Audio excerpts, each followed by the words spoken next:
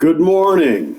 Welcome to Teddy Talks for Friday, April 17th, 2020.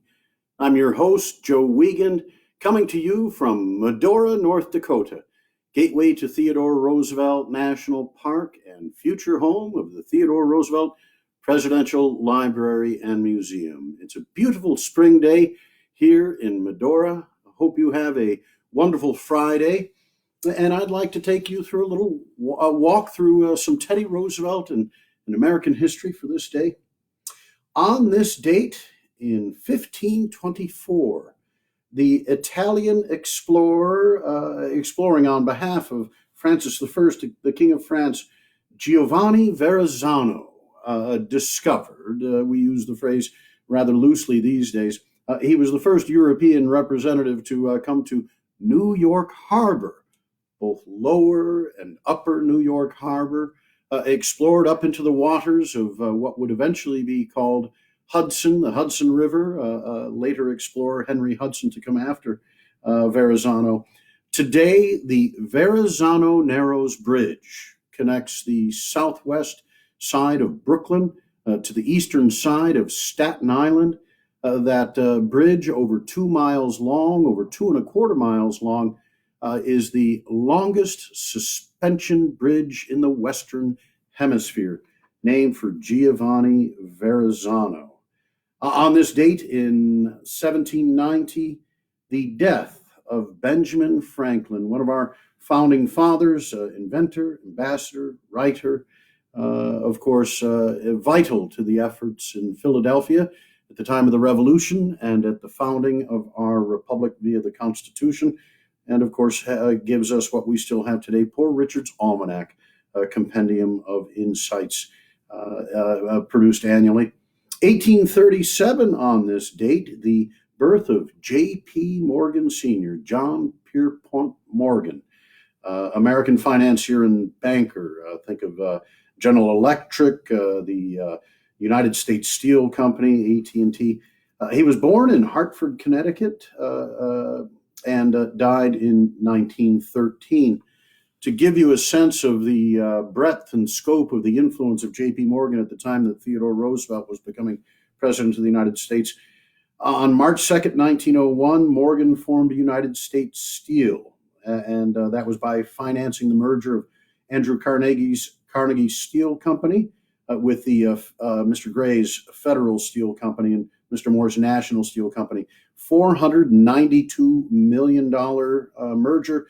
That'd be $15 billion and more today. And that made Andrew Carnegie the wealthiest man in the United States. And of course, the Carnegie Foundation, the building of the Carnegie Libraries, the peace efforts of Andrew Carnegie became quite a benefactor and sort of a model for today's multi-billionaires that are looking for ways to distribute and invest their wealth in such a way as to make the world a better place. On this date in 1870, the birth of Ray Stannard Baker, one of the American journalists, Pulitzer Prize winner in 1940. He was born on this date in Lansing, Michigan. He was a friend and confidant of President Theodore Roosevelt, often an informal guest at the White House. One of the men about whom Theodore Roosevelt was speaking when he was speaking of the muckraking press, at least according to Doris Kearns Goodwin in her wonderful book, The Bully Pulpit, the subtitled Theodore Roosevelt, William Howard Taft, and the Golden Age of American Journalism. She writes that book through the lens of S.S. McClure's magazine, of which Ray Stannard Baker was one of the journalists in the stable. And so the birth of Ray Stannard Baker on this date. In 1905, the U.S. Supreme Court judges that the maximum workday was unconstitutional, did so in the case of Lochner v. New York, and declared that there was a right to free contract implicit in the Due Process Clause of the 14th Amendment of the Constitution. The positions taken by the United States Supreme Court during Theodore Roosevelt's presidency, including this, and a court onto which he was able to appoint 3 justices during his presidency. It was that same court that I believe it was the year earlier in 1904 that they decided the case in the Northern Securities antitrust case, really the first high-level successful prosecution of a corporation, of a trust under the Sherman antitrust laws. And that was a combination of J.P. Morgan, Mr. Hill at the Great Northern, Mr. Harriman, and J.P. Morgan came down to the White House and protesting the action the next day after the announcement of the suit in 1902, told President Roosevelt, "Why didn't you just send your man up to see my man to patch these things up?" And President Roosevelt was reported to say, "That was exactly what I did not intend to do." I think they wanted to send a message to J.P. Morgan and his Wall Street colleagues that the government of the United States was run and financed by the government. The reality was that J.P. Morgan came to the rescue of the United States Treasury on more than one occasion and would do so again, at least stemming the run on Wall Street in 1907. On this date in 1915, part of my hypothesis that the aughts and the teens were full of young people that were instilled with an American ethic on which Theodore Roosevelt had a significant impact. On this date in 1915, the birth of Joe Foss in Sioux Falls, South Dakota. Joe Foss would go on to be an American fighter ace in World War II, won the Medal of Honor in 1943, would go on to a life of public service, largely in Arizona, one of the first commissioners of the AFL, the American Football League. And it was Joe Foss who helped to found an institute carrying his name, the Joe Foss Institute, one of these many organizations that combines the experience and wisdom of our veterans community and then attempts to work with young people and youth throughout the country. Just to show you how far we have come and how late in our developing history progress is sometimes made. On this date, April 17th, in 1932, the Ethiopian Emperor Haile Selassie of Ethiopia ended slavery by fiat, by command of his position as Emperor of Ethiopia. This is the same Haile Selassie that would have been promoting the coming together of the world after World War I. He strode greatly on the stage. April 17th in history as well. I thought I might, in addition to what was planned with regards to a message to the Tulsa Commerce Club, that the commercial club of Tulsa, Oklahoma, at the White House in 1908 on this date. Inspired by Verrazano, I recall that Theodore Roosevelt published his own History of New York amongst the collected writings of Theodore Roosevelt, 30 books or more, and other compendiums. He also published in 1891 New York. It's a history of New York City. It is something that he wrote with a bit of frustration, for he felt that the limitation on length precluded him from getting into some of the solutions for the social and political problems that were manifest and all throughout New York City in Theodore Roosevelt's day, an observation of which and a sense of duty compelled him to accept the position of police commissioner in 1896, I believe, after the 1895 elections. But I thought we'd have then a little sampling for this Friday, a little Friday sampler of Theodore Roosevelt, starting with the first chapter, Discovery and First Settlement, though not naming Verrazano, alludes to those prior to Henry Hudson. But as a good Dutchman, I think Theodore Roosevelt enjoys starting off with Henry Hudson. Discovery and First Settlement, 1609 to 1626.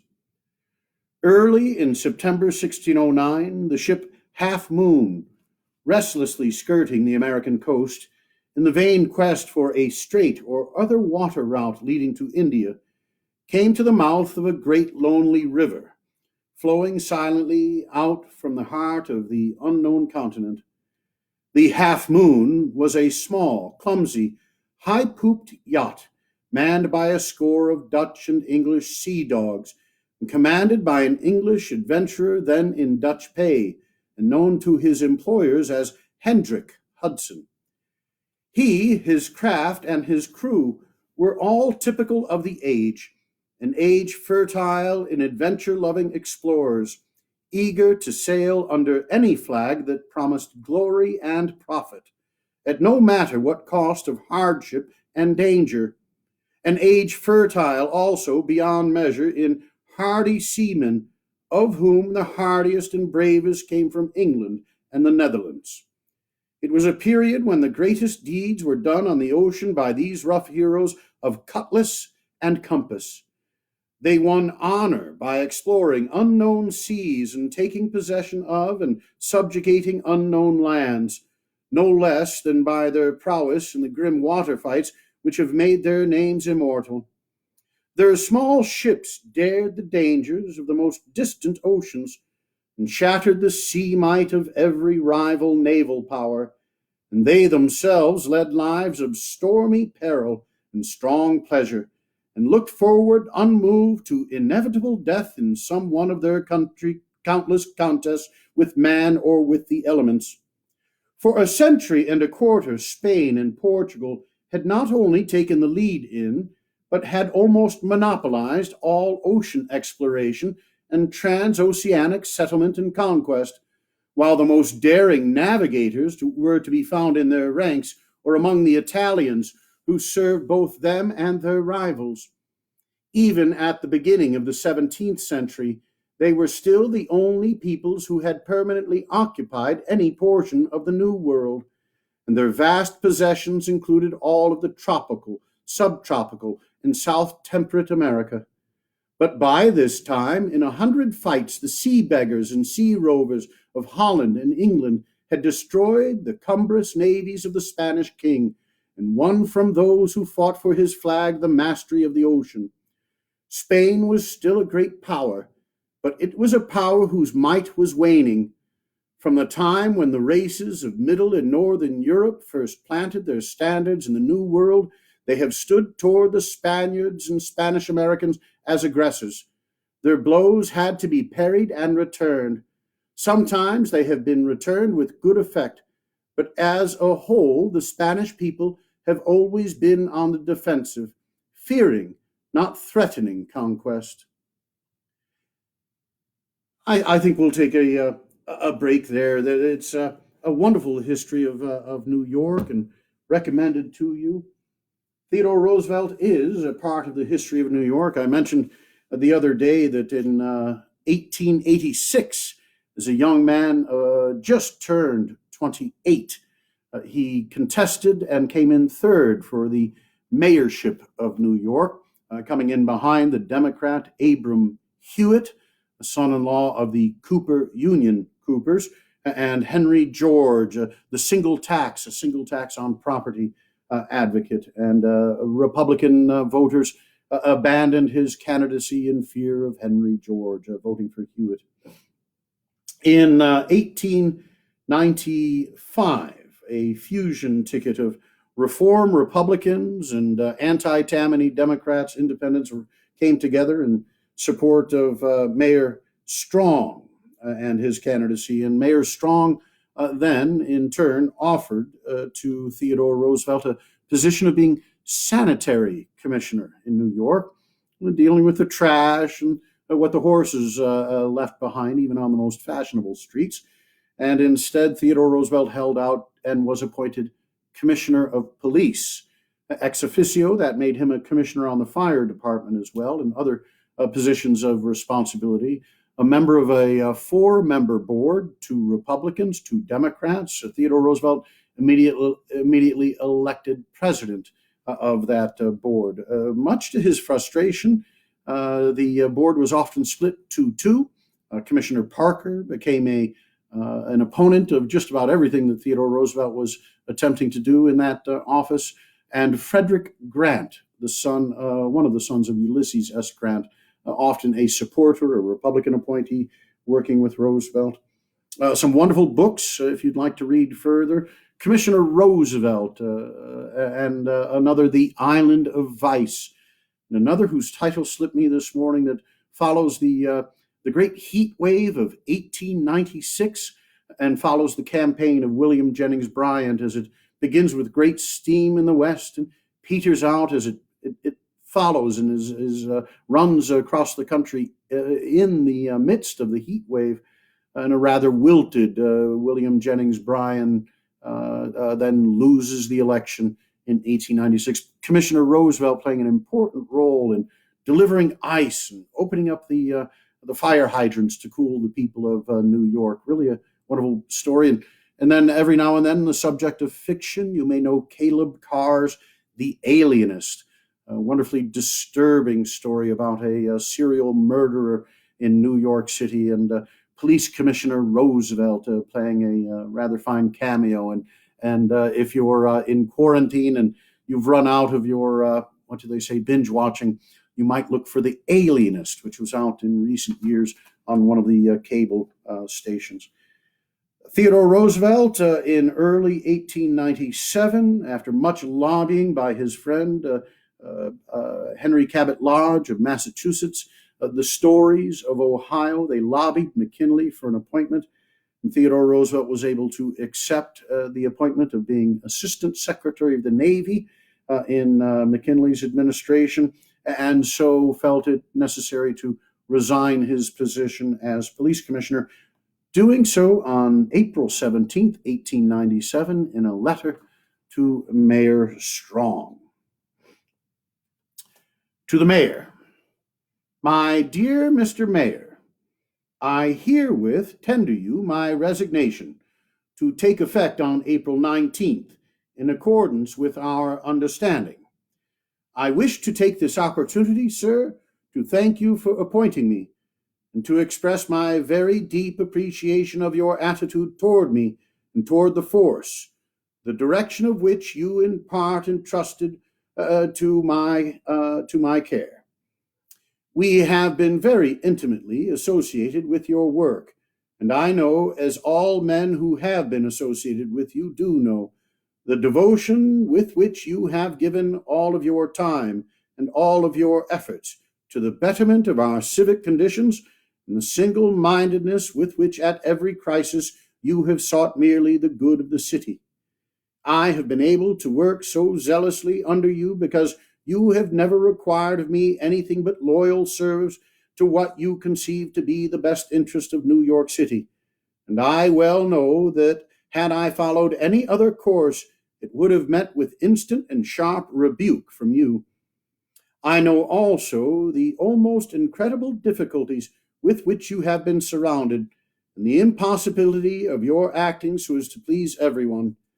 Nevertheless, I firmly believe that the people are now realizing that you have given us far and away the best administration which this city has ever had. In this department, we, as well as you, have been hampered by unwise legislation in the so-called bipartisan law, under which the department itself is administered, is of such absurdly foolish character that it has been impossible to achieve the results which would have been achieved had you had your hands free with reference to your appointees, and had your appointees in turn possessed full and proper power over the force.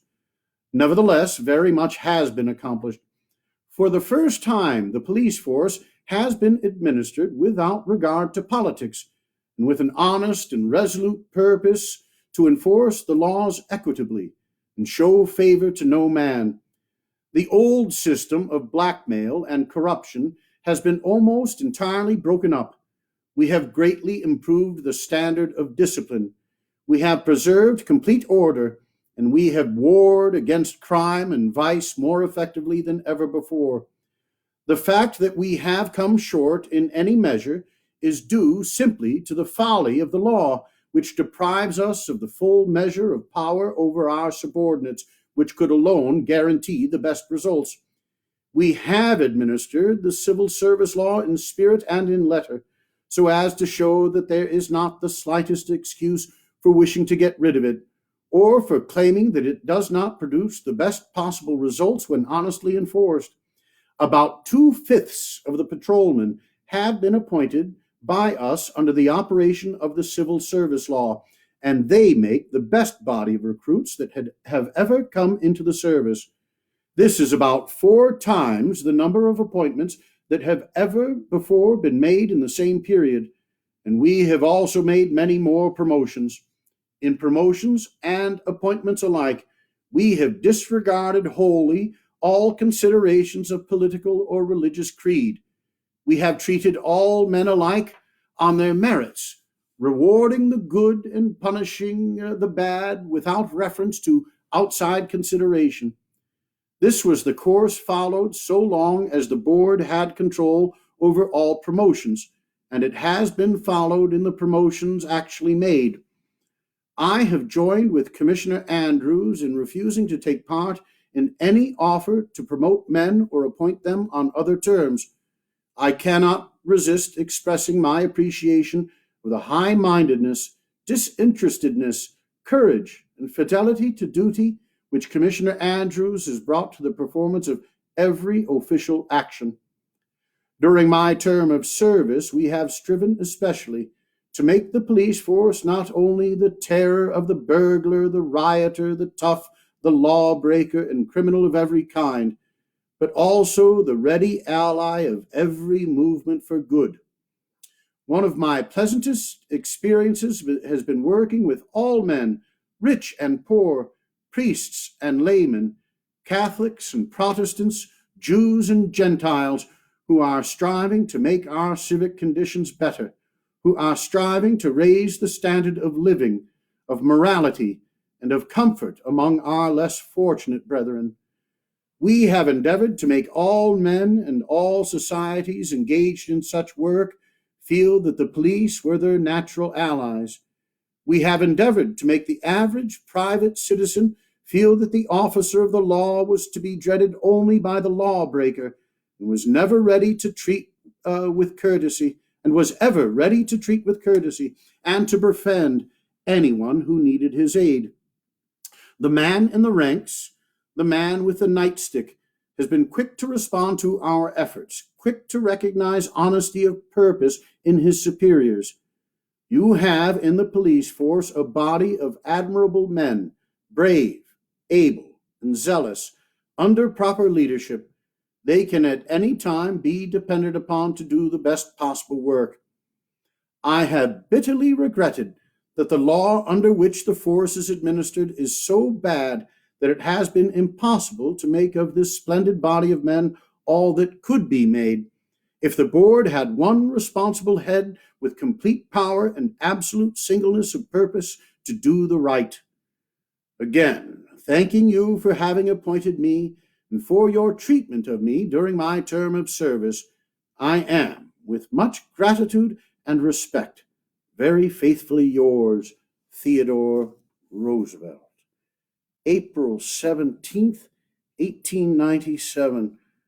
4 years hence, that young man, not yet 40 at this time, well, he would have made his way through Cuba and through the governorship and on to the vice presidency within 4 years by April of 1901. We'll conclude today, and just that reading brings to mind all sorts of wonderful stories about Theodore Roosevelt, the police commissioner, his midnight rambles where he would head through the precincts and anywhere where there was a police officer derelict of duty, sleeping on a park bench or sitting on a bar stool. The next morning at 8 o'clock, that officer was up on charges in front of the police commissioners. The police officer Clubber Williams, known by that nickname for the club that he injusticely used with injustice in New York City, he would be dismissed under Roosevelt's leadership, and then in later years become the part owner and head of the New York Highlanders, later the New York Yankees. Some New York history. On to the White House, April 17th, this date, 1908. Theodore Roosevelt addressed remarks to the Tulsa, Oklahoma Commercial Club. Picture these businessmen. Oklahoma, just having become our 48th state during Roosevelt's administration, comprised of the previous Oklahoma and Indian territories. The sad chapter of America's history under President Jackson, the removal of the southeastern Indian tribes, the Cherokee and others to Oklahoma, and a history with which Theodore Roosevelt was dealing, and the citizens of Oklahoma dealing, and the Indian in Oklahoma dealing as well. Theodore Roosevelt, I think, eventually to be shown as quite sympathetic to the cause of the Indian in America, and certainly at his time he saw the solution to most of the problems to be that of coming together and of the Indian becoming more of an American. And I know that as well. That's harshly judged by history today. We'll begin with these remarks, April 17th, 1908, at the White House. Gentlemen, it is a great pleasure to greet you here. I take a peculiar interest in your great state, and it is a great state, and it is going to be a much greater state. I endeavor to find out what is really for your interest and then do it. I went over carefully with your representatives this question of the removal of the restrictions and came to the conclusion that substantial justice would be done to both the Indian and the white man by keeping for the Indian a homestead of 40 acres of good agricultural land and allowing him to alienate the remainder. I do not think it is to his advantage or to yours that there should be large tracts of non-taxable and non-improved land. I will help you to see that you get your rights. Now, I want you to help me see that the Indian gets his rights. I will help you in any legitimate way, and I will do my best to try to see that the Indian is not kept as an obstruction to the growth of the state. But you know as well as I do that there are plenty of Indians who are not yet as well able to take care of themselves as the rest of you extremely able gentlemen from Oklahoma. You cannot afford, in your own interest, to do less justice to the Indian, to do less than justice to the Indian, and I want each of you to make it your work to see that your own state courts, your state officials, carefully preserve the rights of the Indian, and that you try to give him the chance to which he is entitled. I will do all I can to secure him that chance. After all, gentlemen, he is the oldest American of all of us. So give him a fair show. Give him a chance. I have no sympathy with that maudlin sentimentalism about the Indian, which is most intense the farther you get away from where the Indian is. All I want is that you shall not only give to the very able, very advanced Indian the same show that you give the white man, but that the Indian who needs to be brought along for a decade or two, needs to be educated and trained until he can stand entirely on his own feet, shall have your help. I pause to take in the seriousness and the implications of looking at our history and understanding, coming to grips with what was done to the North American native, what was done by those natives to settlers and pioneers and to one another. The truth is in a set of details and circumstances that are quite difficult and challenging, and I hope that here in Medora we answer the call in remaining true to history and looking at the hard parts just as intently and honestly as we look at those wonderful moments when all of us are united in agreement that something right was done. Theodore Roosevelt elsewhere writes that there was a great deal of wrong done on all sides. This, I think, in his Winning of the West, when he looks at the treatment of the Native American in the southeastern United States. But as well, the people of Georgia and that region knew just as well the fierceness of the battles that were engaged in our time of colonial time and settlement afterwards.